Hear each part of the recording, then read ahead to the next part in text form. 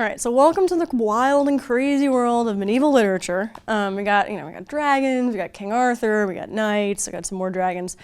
It's pretty awesome. I don't know about you, like I played with that Lego castle constantly, and I would like design booby traps that were kind of like, dumping stuff on people coming through the portcullis. Like I was obsessed with this stuff. And you should be too, and you should get yourself really excited. Think about all that stuff, get yourself really excited, and that should help you get through what's kind of can be frustrating but also rewarding medieval literature. All right, so we're going to start naturally with the early Middle Ages, and this basically starts from right about when the Romans clear out in about 400 AD. And the Romans have been hanging out there since 50 AD or so, and there's actually a lot of stuff in Britain that's got, that's Roman stuff. Like there's this town called Bath, and it's actually named after a Roman bath that was there and actually still is there. You can still go and look at it. It's kind of cool, and that's the Romans.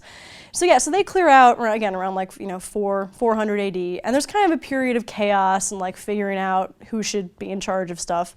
And then we get the Normans come in, and they're invading from France. And that's William the Conqueror, the guy who's associated with them. And he comes in and he conquers. You can kind of remember him because he conquers things.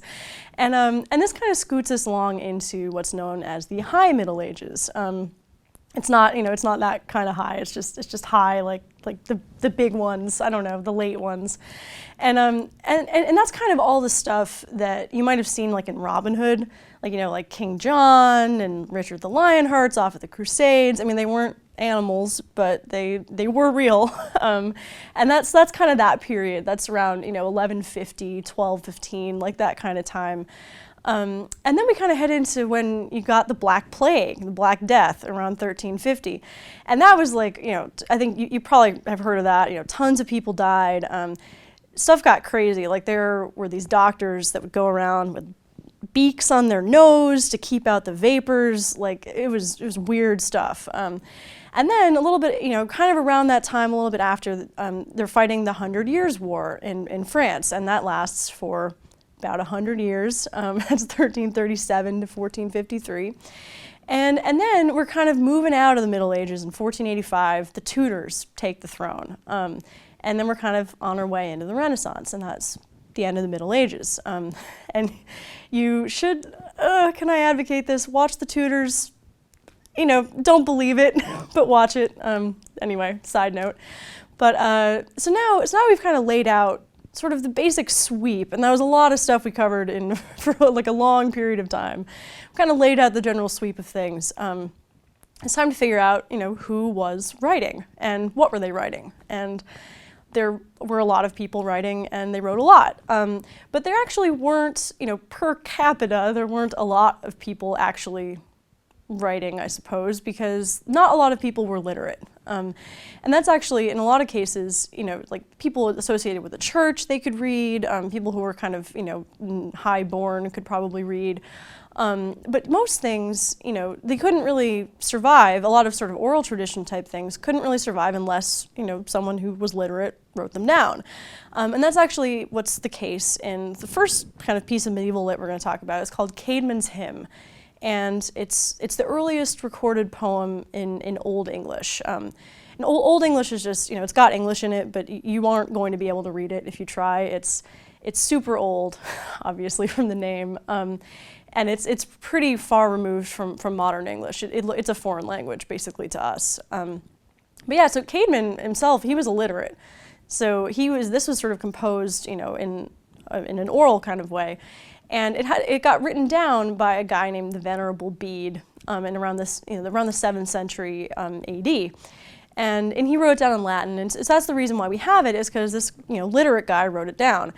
And just kind of a few things about it is it's composed in something that's called alliterative verse, which is kind of an interesting thing. It's like instead of rhyming, basically, in order to structure the poetry, what they do is they have a bunch of the words in a given line start with the same letter. So, I mean, you've probably heard of alliteration, right? Like the angry alligator ate Andy.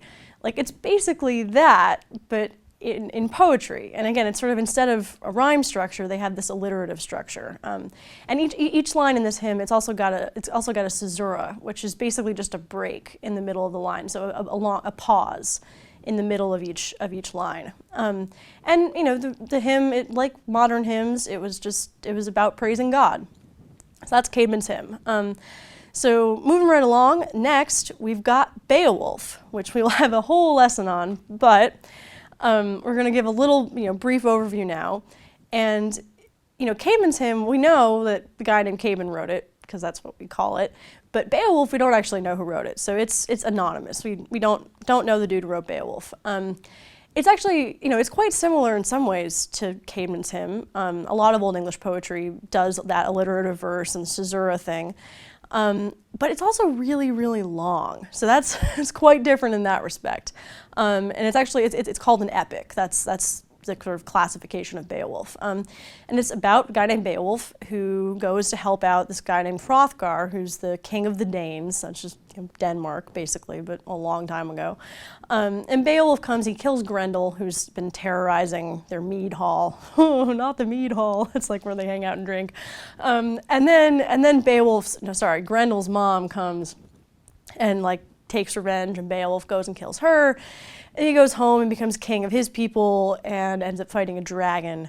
And then he dies kind of a noble hero's death. And that's sort of the very brief summary of Beowulf. But there's kind of, the interesting thing about Beowulf, there's sort of a lot of debate about whether it was, passed down in the oral tradition for a while and then written down, or whether it was sort of written down about when it was composed. So we don't really know. It was written down around, 1000 AD. Could have been composed as early as the